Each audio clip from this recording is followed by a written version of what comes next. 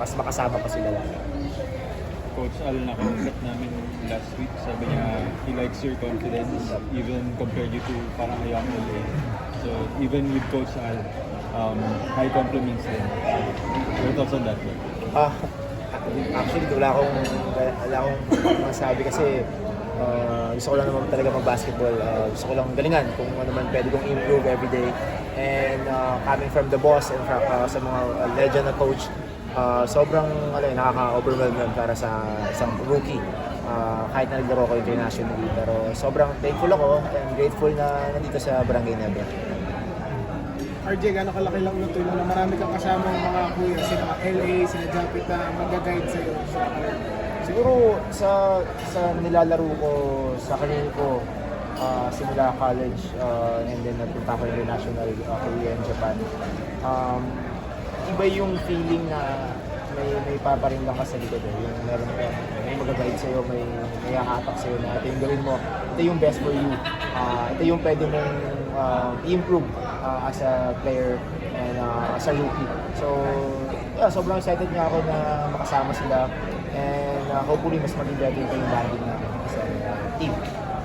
RJ, gano'n ka yung challenge mo sa pagtapak mo sa court ang tingin ng mga tao para alam natin yung determined ko para sa gano'n ka laki challenge mo sa'yo na kumuha ka sa siguro big challenge for me. Siguro kailangan ko talaga mag-step up.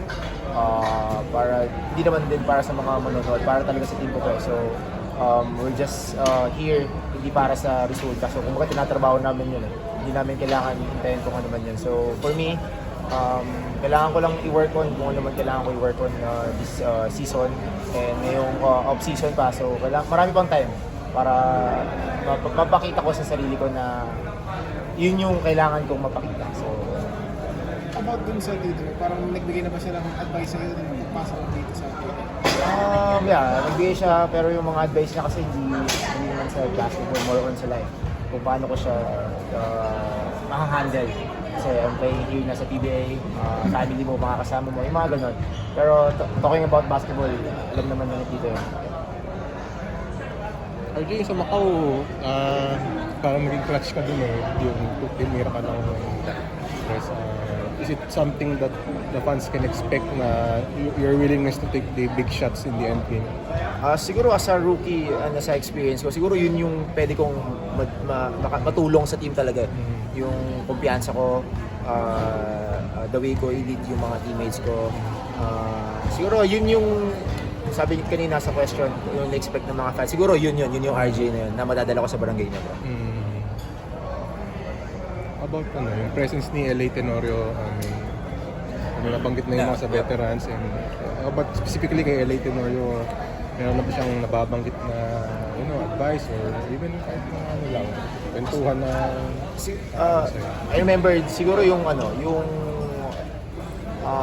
yung career niya with Coach Tim. Siguro kasi I think ilang years na siya naglalaro. I mean, parang 12 or 15 years na siya naglalaro with Coach Tim. Sinare niya lang sa akin yung expectation ni Coach Tim para sa isang point guard. Paano mo madilid yung, kumbaga, paano mo mabibitbit yung sarili mo as a point guard and paano mo ma-share yun sa ibang players na ganun yung vision nyo as a team. So, yun yung mga nakaka-overwhelm nga, sabi ko kanina, na makasama sila Kuya LA, especially Kuya LA, na ilang years na naglalaro sa PBA. And almost nakakalaban na ata ni Tito yun for a long year. So yun yung mga sobrang sarap sa feeling na makasama talaga sa buwan. Mas tingin mo nasa 80% ka nang nakaka-adapt dun sa system? Siguro, let's say 80%. 80, 90. Pero siguro yung samahan namin, yung amuyan kasi yun ata yung first game namin na magkakasama kasi naglalaro lang naman kami sa scrimmage ng kami magkakalaban. Pero yung first game na iba yung team, siguro yun, yung amuyan talaga medyo naninibago pa kami. Of course, si Holt bagos team, Isaac bagos team, and si Paul na nag-step up nung last minute sa halos nag-aamuyan lahat. RJ, nung draft, hindi mo ba naisip mo manunol yung sa aming Actually, gusto ko talagang mapunta kay dito. Kasi yun yung pinag-usapan namin before nung pupuplano ako mag-draft. Pero, yun nga, it is what it is. Kung nangyari na talaga yung nangyari. And sobrang happy naman siya dito kasi naglaro siya sa jersey na to eh. And nag-coach siya sa jersey na to. So, sobrang happy siya. And of course, coach team. Player to coach. So, sobrang thankful yun. Malayo na yung Yeah, malayo ata sa draft natin. Jay, sa tito mo, I mean, I'm sure very close kayo. Gaano kalaki yung impact niya sa'yo? As in, bata ka ba? Nag-uusap na kayo? Siya ba nagturo sa'yo? Mga ganun. Kayo sa tito mo? Hindi naman si Tito nagturo talaga ng basketball sa akin. So, lumaki talaga ako sa kalye, nagbabasketball, nakapa.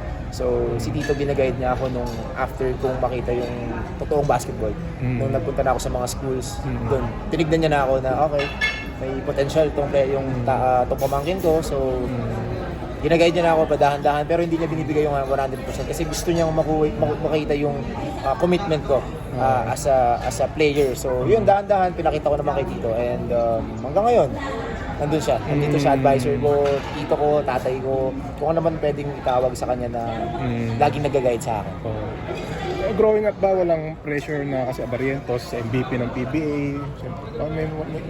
Actually, yung secret ko nga parang naglalaro ko ng basketball, naisip ko hindi ako Barrientos kasi mabigat talaga para sa akin. Mabigat yung apelido na yun eh. Of course, diba, one of the greats, Flying A. So, ganyan-ganyan. So, magaling ka dapat. Ito yung ganun naman marinig mo palagi. Pero, sinabi nga ni Tito sa akin, gawa ka ng sarili mong way. Makikilala ka sa sarili mong way. Kung mo isipin kung ano yung napagdaanan ko before, ano man yung achievement na nakuha ko, yan ka, si RJ ka. Kaya ka nandito. So, yun, very thankful ako sa mga ganong word. And hanggang international, dinadala ko yun. And then hanggang bumalik ako sa PBA. Yep.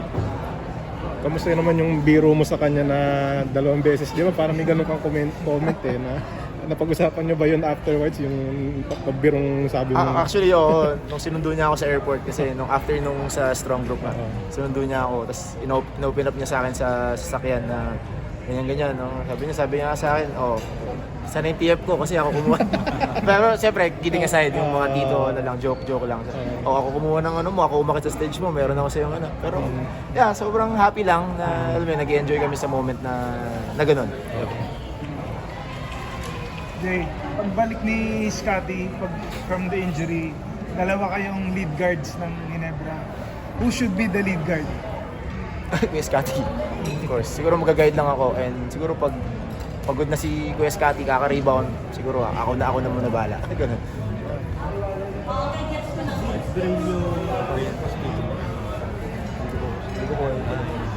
Si Tito po siguro. Ajay, yung Gilas kasi lagi nababanggit pag ikaw, as in ever since. Ay pa ba, I'm sure you're willing, but now na kasama mo si Coach Tim, do you think mukhang parang mas close ka na, dahil natututunan mo yung sistema eh. So do you think this will make you have a greater chance of returning sa Gilas? Di ko kasi masyadong iniisip yun eh.